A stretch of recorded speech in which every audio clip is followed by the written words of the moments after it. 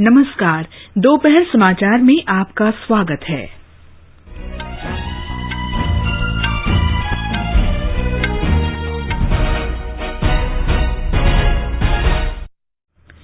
बिहार विधानसभा चुनाव के वोटों की गिनती जारी। रुझानों के अनुसार एनडीए बहुमत के आंकड़ों से महागठबंधन से आगे चल रहा है। 11 राज्यों की 58 विधानसभा सीटों के उपचुनाव के लिए भी मतगणना जारी। मध्य प्रदेश में 28 में से भाजपा 20 सीटों पर आगे। गुजरात में भाजपा सभी 8 सीटों पर आगे। उत्तर प्रदेश में भाजपा 7 में से 6 सीटों पर आगे चल रही है। प्रधानमंत्री नरेंद्र मोदी अब से थोड़ी देर में शंघाई सहयोग संगठन सम्मेलन को संबोधित करेंगे। जम्मू कश्मीर में शोपियां जिले में सुरक्षा बलों के साथ मुठभेड़ में 2 आतंकवादी मारे गए। और आईपीएल क्रिकेट के फाइनल में दुबई में आज शाम दिल्ली कैपिटल्स का सामना मुंबई इंडियंस से।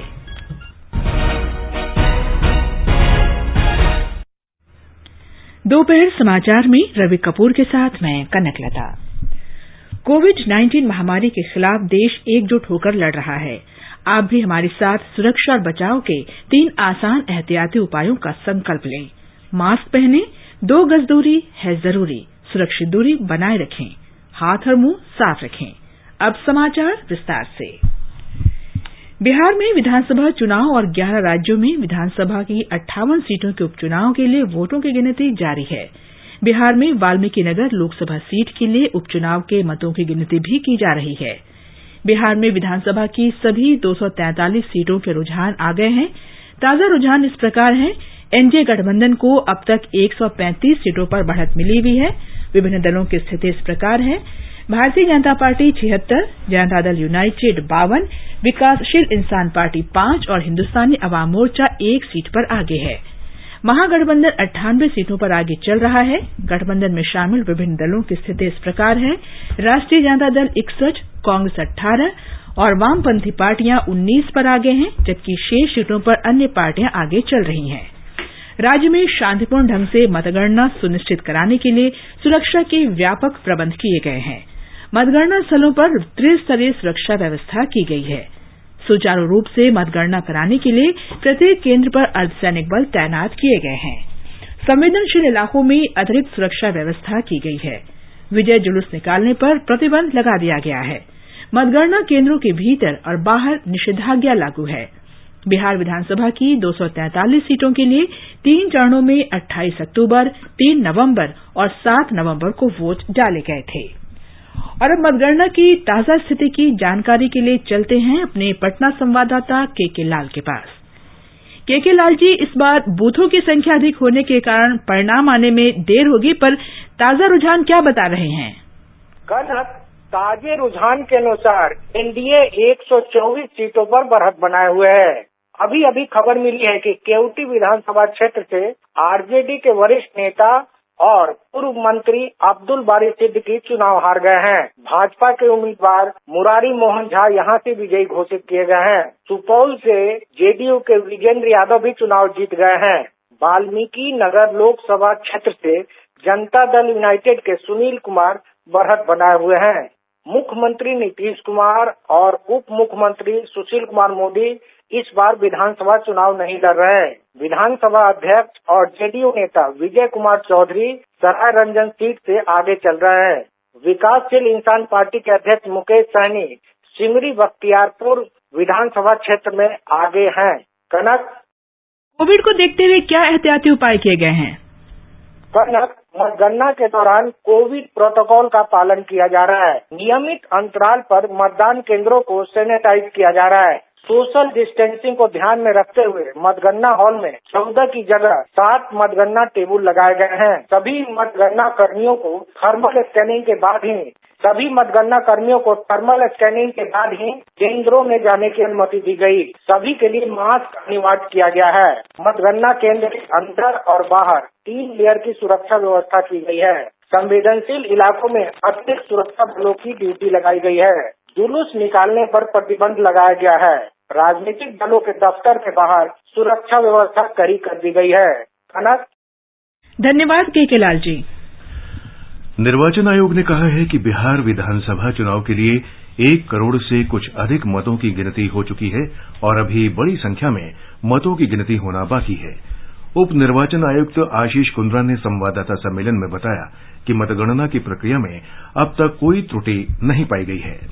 There has been absolutely glitch-free counting process so far, and from all across Bihar, so far what we have been able to gauge is that slightly more than 1 crore votes have been counted in Bihar, which means that there is significant ground to be covered yet. And I think so far there are no issues which have come to our notice from any quarters. उप निर्वाचन आयुक्त चंद्रभूषण कुमार ने बताया कि मतगणना देर रात तक समाप्त होने की संभावना है। 2015 के विधानसभा चुनाव में 38 केंद्रों पर मतगणना हुई थी, लेकिन इस बार कोविड-19 महामारी के कारण सुरक्षित दूरी के उपायों का पालन करते हुए मतगणना 55 केंद्रों पर हो रही है। We decided to have the limit of tables in a particular hall to 7. Earlier it used to be 14 in general. However, to observe the parameters related to social distancing and requirement of presence of counting agents, etc., it was decided. But also on ground, state our election machinery, they increased the number of locations. In fact, in 2015, the counting took place at 38 locations, and this time the counting is happening at 55 locations. Madhya Pradesh में विधानसभा की 28 सीटों पर हुए उपचुनाव की मतगणना में सत्तारूढ़ भारतीय जनता पार्टी 20 सीटों पर बढ़त बनाए हुए है। कांग्रेस 7 सीटों पर आगे है। मध्य प्रदेश में भाजपा 51% से अधिक वोट शेयर के साथ सबसे आगे चल रही है, जबकि कांग्रेस को लगभग 40% वोट मिल रहे हैं। बसपा को लगभग 4% वोटों के साथ एक सीट पर बढ़त मिल रही है। 2018 के विधानसभा चुनाव की तुलना में इन उपचुनाव में भाजपा को लगभग 10% अधिक वोट मिलते दिख रहे हैं। वर्तमान रुझानों के अनुसार पूर्व मंत्री तुलसी सिलावट, गोविंद सिंह राजपूत, महेंद्र सिंह सिसोदिया, प्रद्युम्न सिंह तोमर, बृजेंद्र सिंह यादव, इमरती देवी, प्रभुराम चौधरी, हरदीप सिंह डंग, राजवर्धन सिंह दत्तीगांव, सुरेश धाकड़ और बिसाहूलाल अपनी अपनी सीटों पर आगे चल रहे हैं। वहीं पूर्व मंत्री ओपीएस भदौरिया, गिरिराज दंडौतिया और एंदल सिंह कंषाना अपने अपने प्रतिद्वंदियों से पीछे हैं। वर्तमान में 230 सदस्यीय मध्य प्रदेश विधानसभा में भाजपा के 107 विधायक हैं और उसे सत्ता में रहने के लिए कम से कम 8 सीटों की आवश्यकता है। वहीं दूसरी ओर सत्ता में वापसी के लिए कांग्रेस को सभी 28 सीटें जीतने की जरूरत है। संजीव शर्मा, आकाशवाणी समाचार, भोपाल। गुजरात में विधानसभा की सभी 8 सीटों के उपचुनाव की मतगणना में भारतीय जनता पार्टी आगे चल रही है। राज्य के पूर्व मंत्री और भाजपा उम्मीदवार किरीट सिंह राणा सुंदरनगर जिले में लिमडे निर्वाचन क्षेत्र की मतगणना में आगे हैं। अबडासा, धारी, मोरबी, गढ़ड़ा अनुसूचित जाति क्षेत्र, करजन, डांग अनुसूचित जनजाति क्षेत्र और कपराडा अनुसूचित जनजाति क्षेत्र की मतगणना में भी भाजपा उम्मीदवार आगे हैं। ब्यौरा हमारे संवाददाता से। गांधीनगर में भाजपा के प्रदेश मुख्यालय कमलम पर इस वक्त दिवाली जैसा माहौल है। केसरी स्कार्फ और झंडे लेकर भाजपा कार्यकर्ता नाच रहे हैं और एक दूसरे को मिठाई खिला रहे हैं, क्योंकि उपचुनाव के नतीजों में भाजपा विधानसभा की सभी 8 सीटें कांग्रेस से छीन लेने की तरफ आगे बढ़ रही है। यह 8 सीटों पर भाजपा की संभवित विजय का भी बड़ा महत्व है, क्योंकि सभी 8 सीट ग्रामीण मतदारों वाली कांग्रेस का गढ़ मानी जाती थी। मोरबी सीट पर शुरू में कड़ी टक्कर के बाद यहां भी भाजपा उम्मीदवार आगे चल रहा है, जबकि बाकी की सभी 7 सीटों पर भाजपा ने विजयी बढ़त प्राप्त कर ली है। योगेश पंड्या, आकाशवाणी समाचार, अहमदाबाद। राज्य में कांग्रेस के 8 विधायकों के इस साल के शुरू में पार्टी से त्यागपत्र देने से ये उपचुनाव कराए जा रहे हैं। उत्तर प्रदेश में विधानसभा की 7 सीटों के उपचुनाव की मतगणना में भाजपा 6 सीटों पर आगे चल रही है।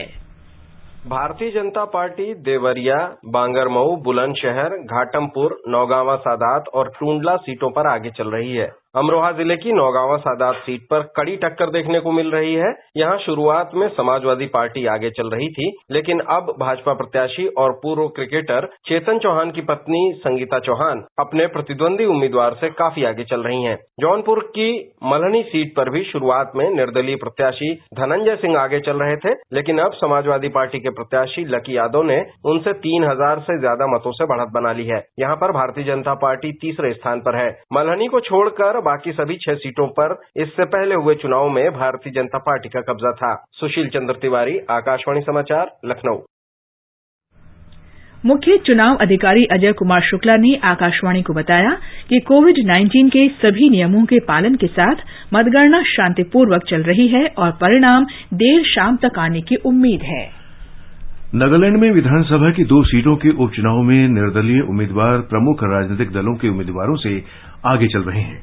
उधर तेलंगाना में डुबका विधानसभा उपचुनाव के 6ठे दौर की मतगणना समाप्त होने पर भारतीय जनता पार्टी उम्मीदवार रघुनंदन राव अपने निकटतम प्रतिद्वंदी सत्तारूढ़ टीआरएस पार्टी के एच सुजाता से 2667 वोटों से आगे चल रहे हैं।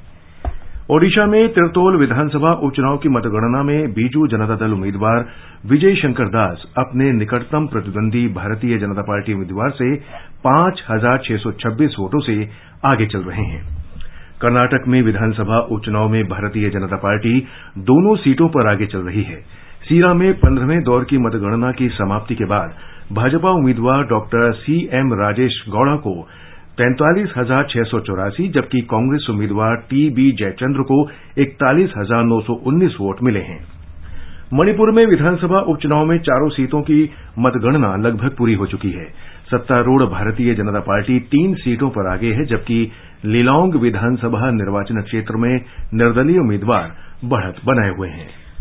और अब बिहार विधानसभा चुनाव तथा अन्य राज्यों के उपचुनाव के ताजा रुझानों पर हमारे सहयोगी उमेश चतुर्वेदी चर्चा कर रहे हैं राजनीतिक विश्लेषक शेखर अय्यर से। धन्यवाद कनक। शेखर जी, अभी बिहार में करीब 20 राउंड की ही गिनती हुई है और औसतन करीब 15 राउंड की गिनती बाकी है। क्या आपको लगता है कि बाकी जो गिनती है उसका असर रुझानों पर पड़ सकता है?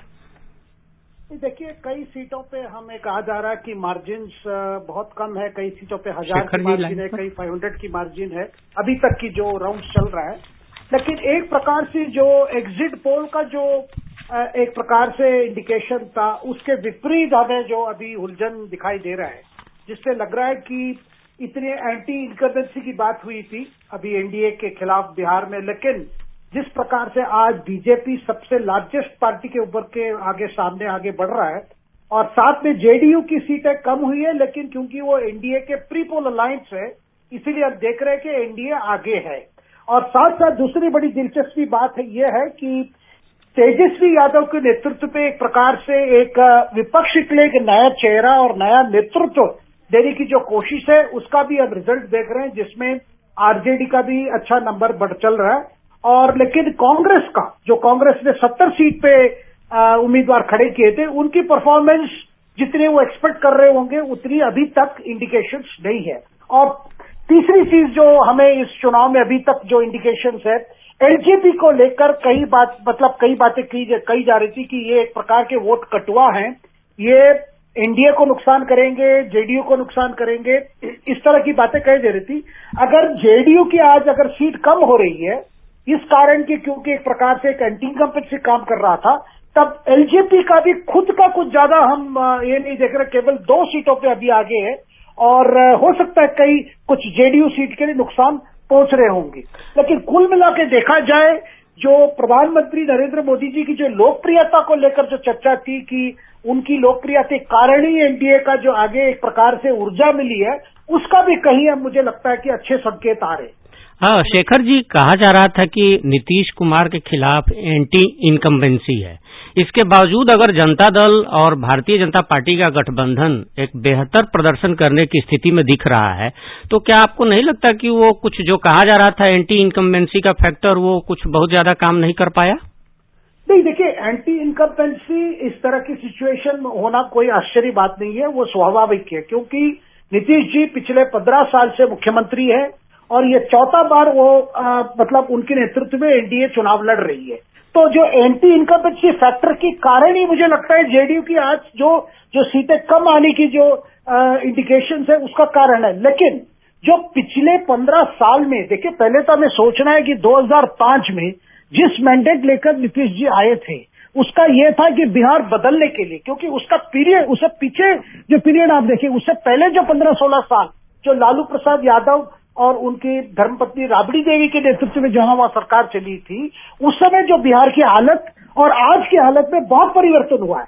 लेकिन साथ साथ आज एक बिहार में एक एस्पिरेशनल बिहार, जो बिहार के युवा जो चाह रहे हैं कि और भी अच्छी हो और भी बेटर हो, और खास करके जो रोजगारी को लेकर, बेरोजगारी को लेकर जो वहां पे इश्यूज है वो अपने आप में एक चुनौती है।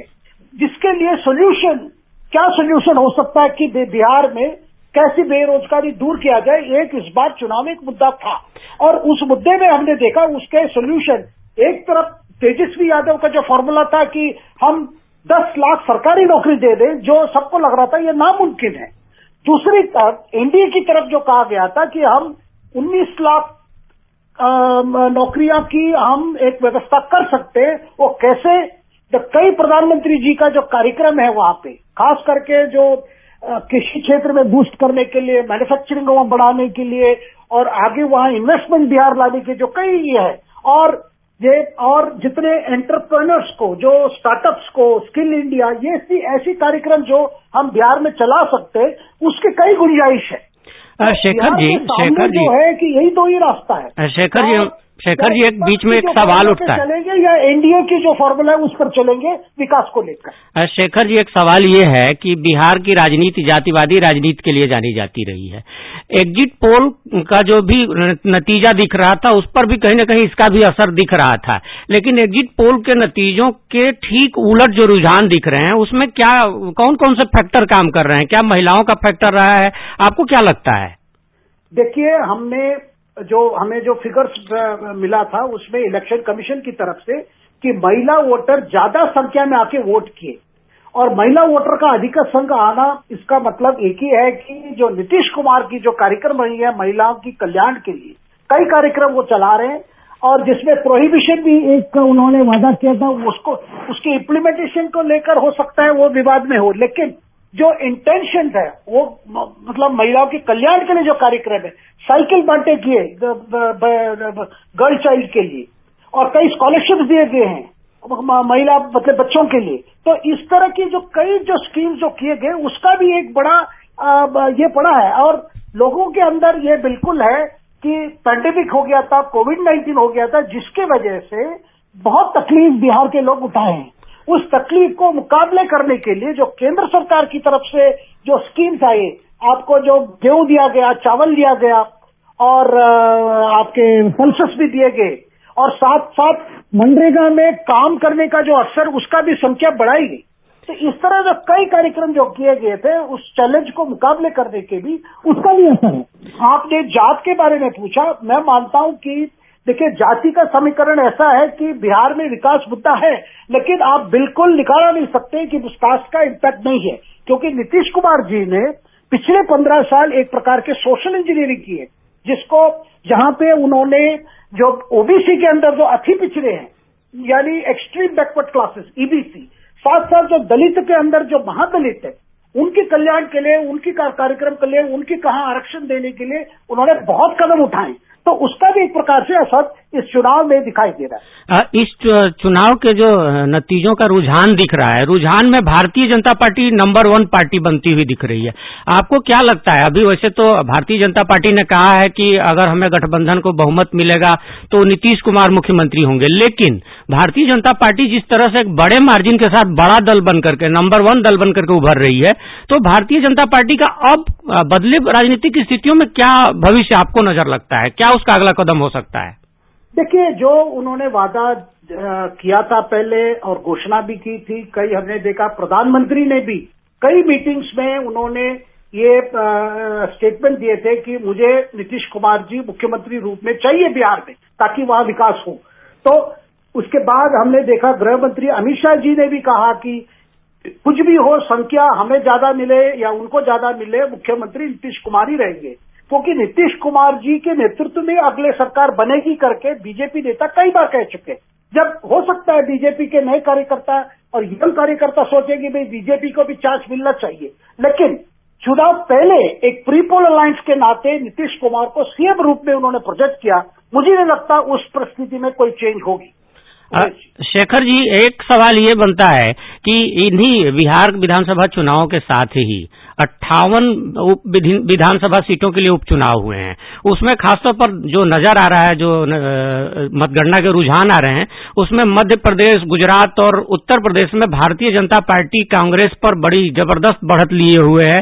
एक तरह से कहें तो मतलब उनको वॉश आउट कर रही है। क्या कहना चाहेंगे आप इस पर? क्या है, किसकी वजह से ऐसा हो रहा है? नहीं, देखिए, जो मध्य प्रदेश को आप ले लीजिए, मध्य प्रदेश में 28 जगहों पे बाई इलेक्शन हुए हैं और 28 से बीजेपी के लिए जरूरत थी कम से कम 9 सीट अपने वहां पे स्थिरता लाने के लिए, मध्य प्रदेश के जो हाउस के अंदर जो नंबर के लिए। लेकिन अभी जो इंडिकेशन है कम से कम 17, 18, 19 सीट तक बीजेपी की विजय की संकेत मिल रहा है।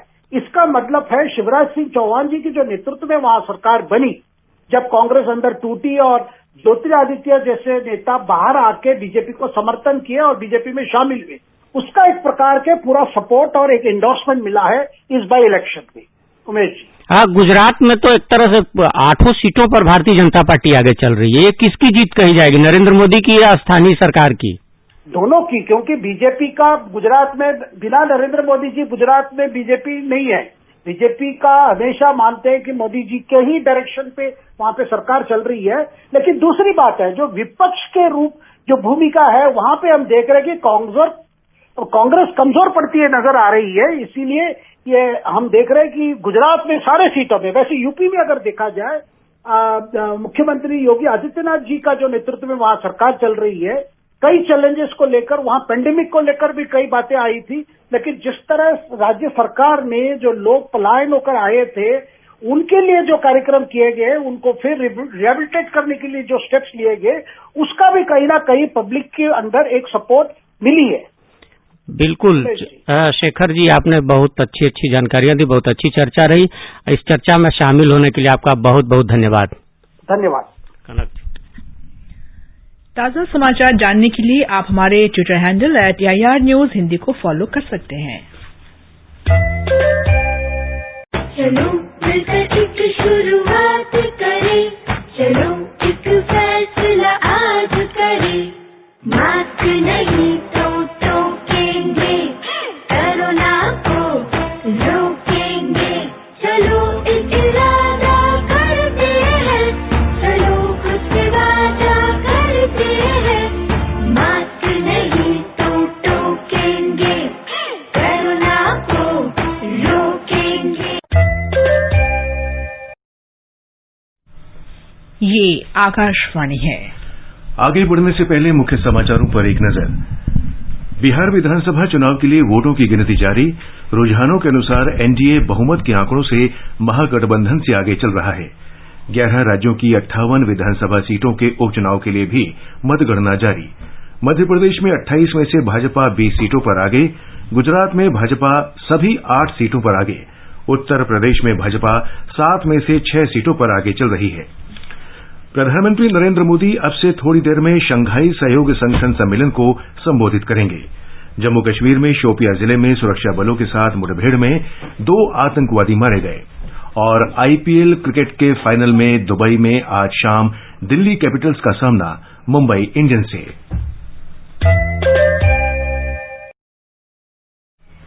प्रधानमंत्री नरेंद्र मोदी शंघाई सहयोग संगठन SCO काउंसिल के राष्ट्राध्यक्षों के 20वें सम्मेलन में भारतीय शिष्टमंडल का नेतृत्व कर रहे हैं। में भारत के लिए यह एक महत्वपूर्ण वर्ष है। हम पहली बार एक समिट स्तर की बैठक SCO council of heads of government का आयोजन करने जा रहे हैं। इस बैठक के लिए एक व्यापक एजेंडा तैयार किया गया है, जिसमें आर्थिक सहयोग के मुद्दों पर विशेष ध्यान दिया गया है।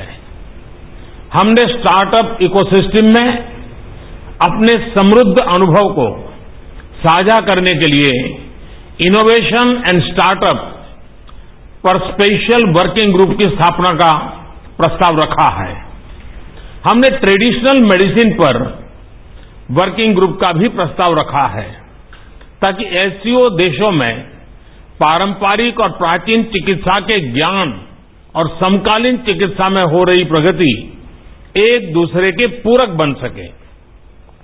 एक्सेलेंसी, भारत का दृढ़ विश्वास है कि इकोनॉमिक मल्टीलेटरिज्म और नेशनल कैपेसिटी बिल्डिंग के कॉम्बिनेशन से SCO देश महामारी से हुए आर्थिक नुकसान के संकट से उभर सकते हैं।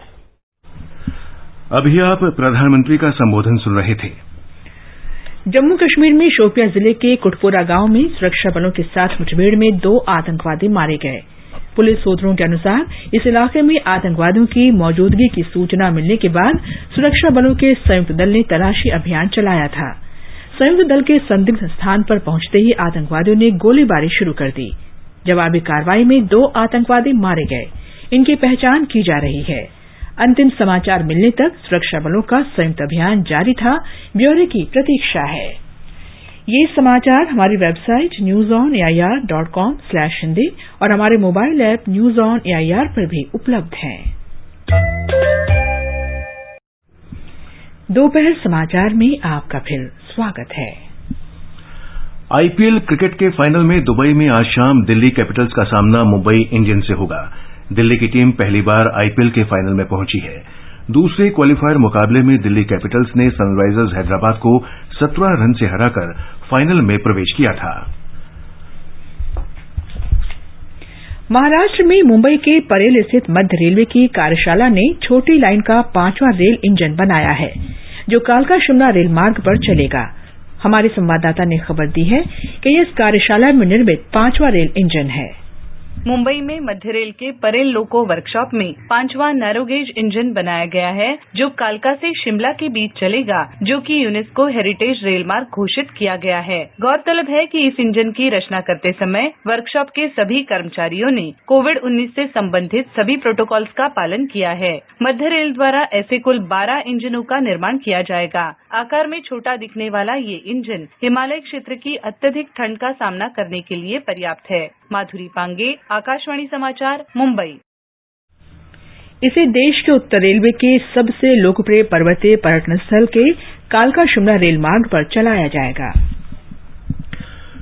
प्रधानमंत्री नरेंद्र मोदी बृहस्पतिवार को नई दिल्ली स्थित जवाहरलाल नेहरू विश्वविद्यालय परिसर में वीडियो कॉन्फ्रेंसिंग के जरिए स्वामी विवेकानंद की आदमकद प्रतिमा का अनावरण करेंगे। शिक्षा मंत्री रमेश पोखरियाल निशंक इस अवसर पर उपस्थित रहेंगे। और अब एक नजर आज के मौसम पर। राष्ट्रीय राजधानी दिल्ली में कोहरा छाया हुआ है। न्यूनतम तापमान 11 डिग्री सेल्सियस दर्ज किया गया। अधिकतम तापमान 29 डिग्री सेल्सियस के आसपास रहने का अनुमान है। मुंबई में आसमान आमतौर पर साफ रहेगा। न्यूनतम तापमान 19 डिग्री सेल्सियस दर्ज किया गया। अधिकतम तापमान 35 डिग्री सेल्सियस के आसपास रहने की उम्मीद है। चेन्नई में आंशिक रूप से बादल छाए रहेंगे। तापमान 21 और 31 डिग्री सेल्सियस के बीच रहने के आसार हैं। कोलकाता में आसमान साफ रहेगा। तापमान 20 और 31 डिग्री सेल्सियस के बीच रहने की संभावना है।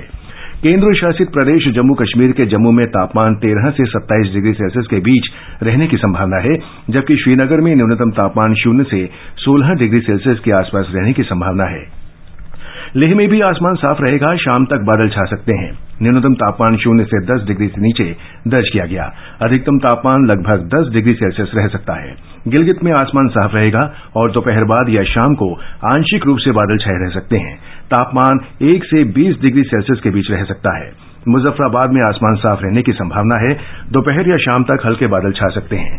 तापमान 6 डिग्री और 25 डिग्री सेल्सियस के बीच रहने की संभावना है। शांति और विकास के लिए विश्व विज्ञान दिवस आज मनाया जा रहा है। उपराष्ट्रपति एम वेंकैया नायडू ने कहा है कि विज्ञान का सही मायने में उद्देश्य लोगों की जिंदगी में खुशी लाना और उनके जीवन को बेहतर बनाना है। ट्वीट संदेश में श्री नायडू ने कहा कि कोरोना महामारी ने विश्व के वैज्ञानिक समुदाय को एक साथ आने की जरूरत को उजागर किया है, ताकि वे मानवता के समक्ष चुनौतियों का समाधान निकाल सकें।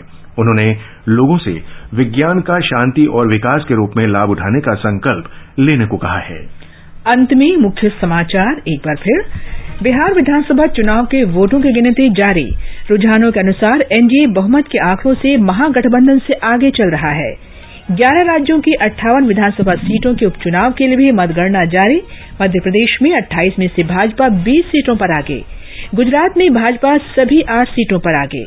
उत्तर प्रदेश में भाजपा 7 में से 6 सीटों पर आगे चल रही है। प्रधानमंत्री नरेंद्र मोदी शंघाई सहयोग संगठन सम्मेलन को संबोधित कर रहे हैं।